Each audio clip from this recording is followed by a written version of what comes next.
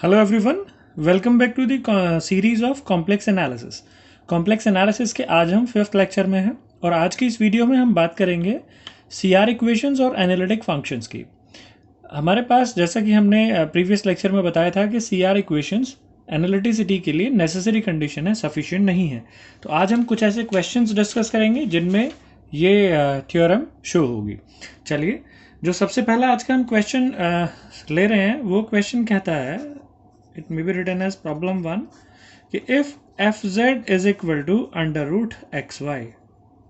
this is a problem, काफ़ी famous problem है complex analysis में, और इसमें कहा गया है कि show that CR equations satisfied at origin but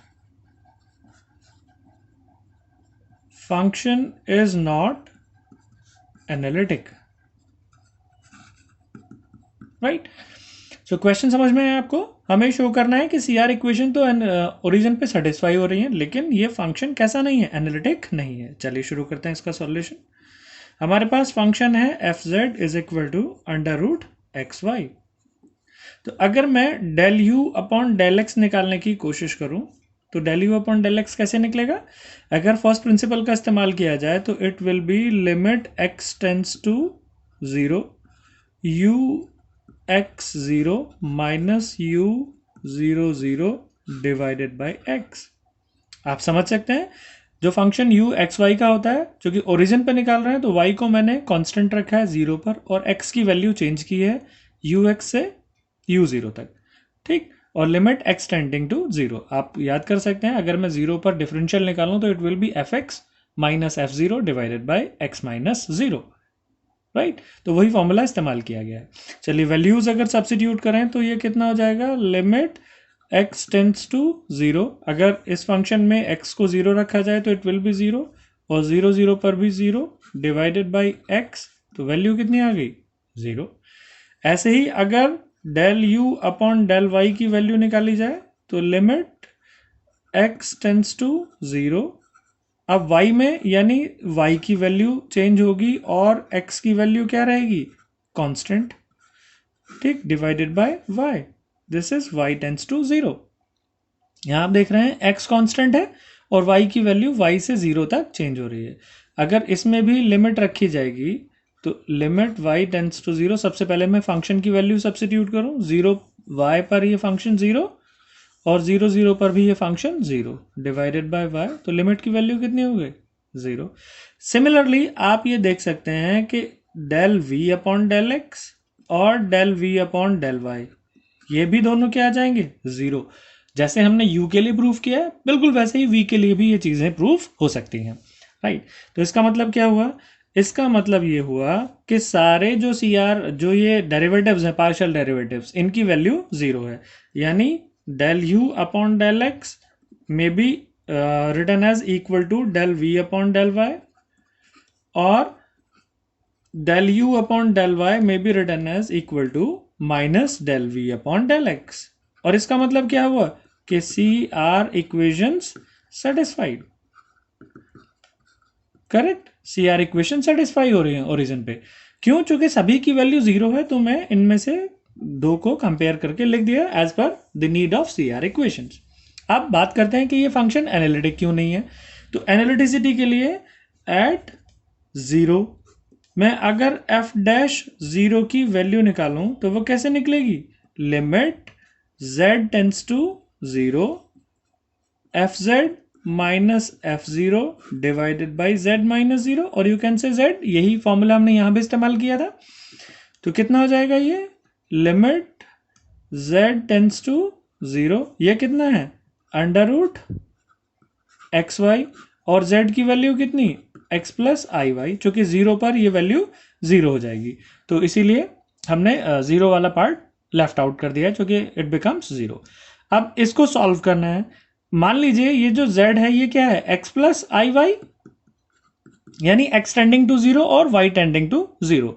अगर मैं इस लिमिट को along the curve y equals to mx निकालने की कोशिश करता हूं तो ये लिमिट कितनी हो जाएगी, लिमिट हो जाएगी, लिमिट y की जगह मैंने mx सब्सिट्यूट कर दिया, तो सारी जब फंक्शन x में चेंज हो जाएगा तो यहाँ लिमिट x की ही लिखेंगे, y की लिमिट रखने का कोई लॉजिक ही नहीं है, क्योंकि y यहाँ से फिनिश हो गया, y को हमने x की टर्म्स में सब्सिट्यूट कर दिया।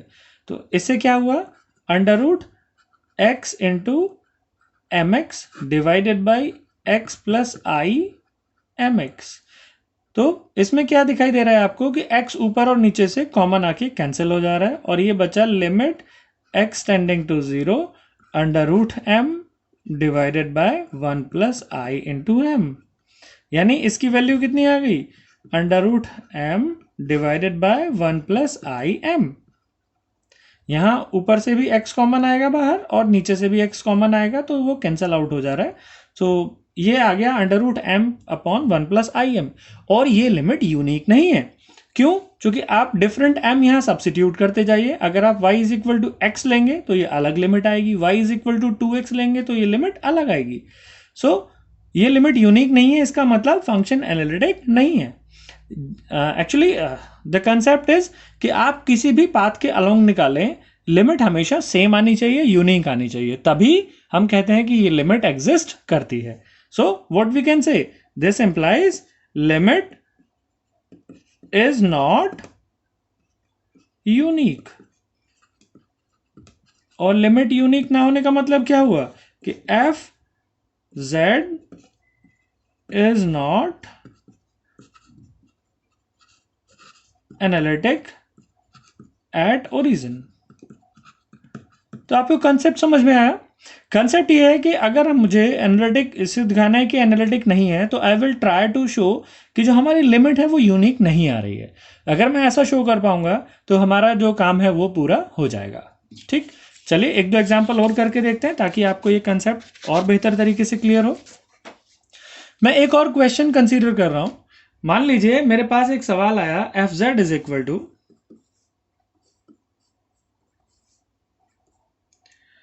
X y square into x plus i y divided by x square plus y raise to the power 4।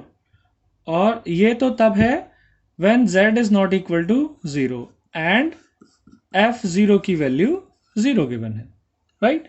तो ये फंक्शन आपके पास डिफाइन हो गया। उसे शो करना है कि ये function z is equal to 0 पर एनालिटिक नहीं है। या ये क्वेश्चन ऐसे भी आ सकता है कि check the analyticity of this function. तो हम 0 पर इसकी एनालिटिसिटी चेक करेंगे। तो जैसे हमने लास्ट क्वेश्चन में किया था, सिमिलरली अगर मैं यहां भी इसकी एनालिटिसिटी चेक करूं तो एफ डैश 0 कितना आएगा, it will be limit z tending to 0 f z minus f zero divided by z minus 0। और यू कैन से ये कितना हो गया, ये हो गया limit x tends to 0 y tends to 0। जो z टेंडिंग टू 0 है उसको आप ऐसे भी लिख सकते हैं, ठीक। चाहे आप उसे z में रहने दीजिए, चाहे आप उसे इस तरह लिख लीजिए, करेक्ट। अब यहां पर मैं अगर वैल्यूज को सब्सिट्यूट करूं, व्हाट इज एफ जेड ये पूरा फंक्शन है। एफ जीरो यानी अगर मैं x को और y को 0 सब्सिट्यूट करूंगा तो ये पूरा फंक्शन क्या हो जाएगा, 0 हो जाएगा, करेक्ट। तो I can write this x y square into x plus i y divided by x square plus y raise to the power 4। ये तो हो गई एफ जेड की वैल्यू, डिवाइडेड बाय था z, z का मतलब कितना, x प्लस आई वाई। समझ में आया, एफ जीरो की वैल्यू 0 है तो मैं सिर्फ एफ जेड अपॉन जेड की वैल्यू सब्सिट्यूट कर रहा हूं, this is F Z divided by Z. यहां पर ये x प्लस आई वाई पूरा का पूरा कैंसिल आउट हो जा रहा है, ठीक। तो अब अगर इस लिमिट को ध्यान से देखा जाए, अगर मैं इस फंक्शन को ध्यान से देखूं तो इसमें सपोज मैं y को mx सब्सिट्यूट करता हूं तो क्या होगा, at y equals to mx, और you can say along y is equal to mx। along is the better word. आप इस कर्व के along अगर इस लिमिट को निकालने की कोशिश करते हैं तो ये लिमिट क्या आएगी, ठीक। चलिए देखते हैं। ये लिमिट हो जाएगी is equal to limit y की जगह mx रखा तो सिर्फ x टेंडिंग टू 0 आ गया, यहां रखा x into mx whole square divided by x square plus m raise to the power 4 x raise to the power 4। Right, जहाँ जहाँ था वो सब्स्टिट्यूट कर दिया। अब नीचे से एक्स स्क्वायर कॉमन आएगा, ऊपर कैंसिल करेगा तो लिमिट में सिर्फ कितना बचा, लिमिट एक्स टेंड्स टू 0, ऊपर बचा m square x divided by 1 plus m raise to the power 4 x square. सिर्फ एक्स स्क्वायर ही नीचे से कॉमन आ रहा था तो मैंने उसको कैंसिल कर दिया। और अगर मैं ये लिमिट अब यहाँ सब्स्टिट्यूट करूँ तो it will B 0 upon 1 plus 0, that is ये लिमिट कितनी आ गई, 0। ठीक, अब अगर इसी लिमिट को किसी दूसरे कर्व के अलोंग निकालने की कोशिश की जाए, मान लीजिए I try to find along Y square equals to X. ये Y square is equal to X ही फंक्शन में क्यों कंसिडर कर रहा हूं मैं, इसके बारे में अभी आपको 1 मिनट में समझाता हूं। पहले लिमिट निकाल लेते हैं।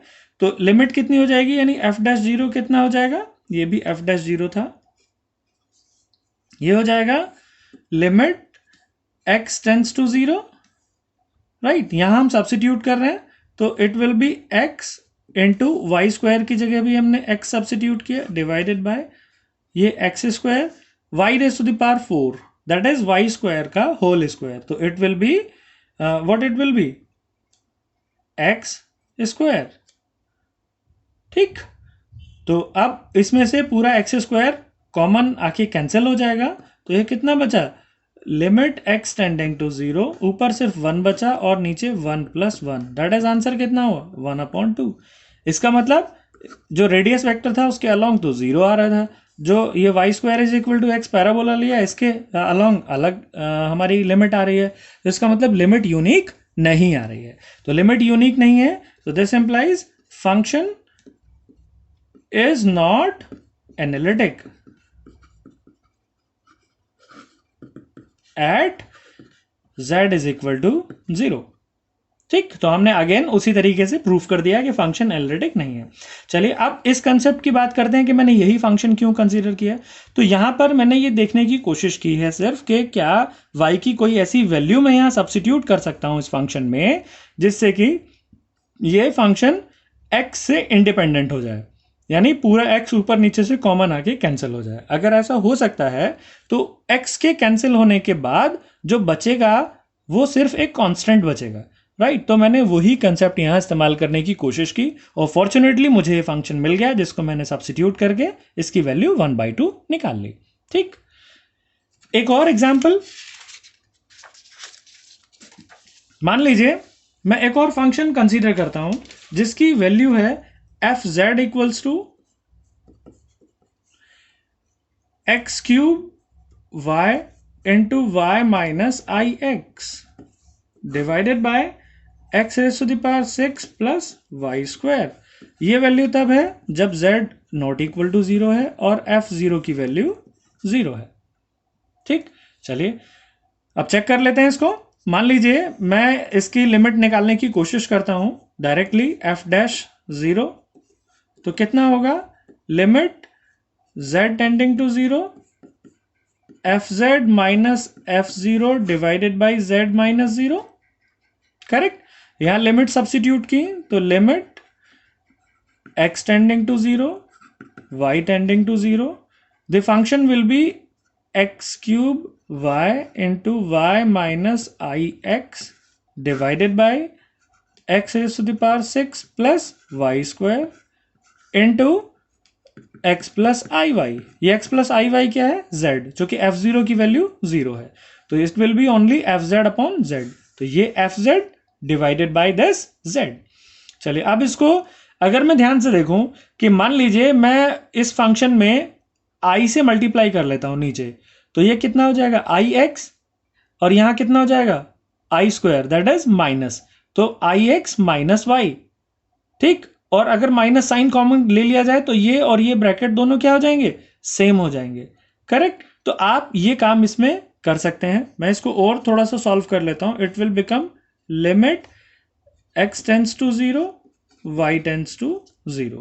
तो हमने क्या किया, जो मैंने अभी समझाया, X cube y into Y minus आई एक्स। तो अगर मैं नीचे i से मल्टीप्लाई करूंगा तो मुझे ऊपर भी i से मल्टीप्लाई करना होगा, तो ये मेरा ऊपर वाला i, और जो नीचे मल्टीप्लाई किया वो कितना हो गया, उस मल्टीप्लाई करने की वजह से ये हो गया आई एक्स माइनस वाई। तो इसमें से अगर नेगेटिव साइन कॉमन ले लिया जाए तो ये ब्रैकेट कैंसिल हो जाएगा, यानी इस लिमिट की वैल्यू आ गई limit x tends to 0 y tends to 0 i x cube y divided by x raise to the power 6 plus Y square, और इस पूरे की वैल्यू कितनी है माइनस में। बात समझ में आई आपको? सिंपल कंसेप्ट है, हमने कुछ नहीं किया सिर्फ इन दोनों ब्रैकेट्स को देखा कि ये दोनों ब्रैकेट आपस में कैसे कैंसिल हो सकते हैं। चलिए अब इसकी लिमिट निकालने की कोशिश करते हैं। वही तरीका है आपके पास कि एक बार आप y is equal to m x पे चेक करके देख लीजिए और एक बार आप कोई दूसरा फंक्शन उस पर चेक करके देख लीजिए। मान लीजिए एट या along y is equal to m x या x, आप सिंप्लिसिटी के लिए y is equal to x भी लेके चल सकते हैं। तो अगर मैं y is equal to x इस बार लेके चलूं, mx आप खुद से एक बार ट्राई कर लीजिएगा, तो क्या हो जाएगा, ये जो f डैश 0 की वैल्यू है ये कितनी हो जाएगी, limit x tends to 0 f z. इसमें जब आप y की जगह x रखेंगे तो ये हो जाएगा minus I x cube into x divided by x raise to the power 6 plus x square. क्या कॉमन आएगा इसमें से, नीचे से एक्स स्क्वायर कॉमन आएगा, तो it will be minus limit x tends to 0, ऊपर कितना बचा I X square divided by x raise to the power 4 plus 1। अब अगर इसमें x की जगह 0 रखेंगे तो it will B 0 upon 1 plus 0 that is 0। और अगर मैं दूसरी वैल्यू निकालूं यानी अलॉन्ग किसी दूसरे कर्व के, तो जैसे लास्ट क्वेश्चन में हमने कंसीडर किया था, यहां मैं अगर y स्क्वायर को x raise to the power 6 मान लूं तो पूरा ये क्या आ जाएगा, यहां से कॉमन आ जाएगा। और यू कैन से अगर y को x क्यूब मान लिया जाए, यानी along y is equal to x cube, तो f डैश 0 की वैल्यू कितनी हो जाएगी, f dash 0 will be limit x tends to 0, यहां सब्स्टिट्यूट कर रहे हैं हम फंक्शन में, हमारे पास ये फंक्शन है, तो minus I x cube multiplied by X cube, जो y की वैल्यू है वो हमने सब्स्टिट्यूट कर दी, divided by x raise to the power 6 plus Y square, यानी ये भी कितना हो जाएगा X raise to the power 6। x की पावर 6 ऊपर नीचे से कॉमन आके कैंसिल हो जाएगा और लिमिट कितनी बची माइनस आई अपॉन 2, ऊपर 1 बचेगा इंटू आई और नीचे कितना बचेगा 1 प्लस 1 दैट इज 2।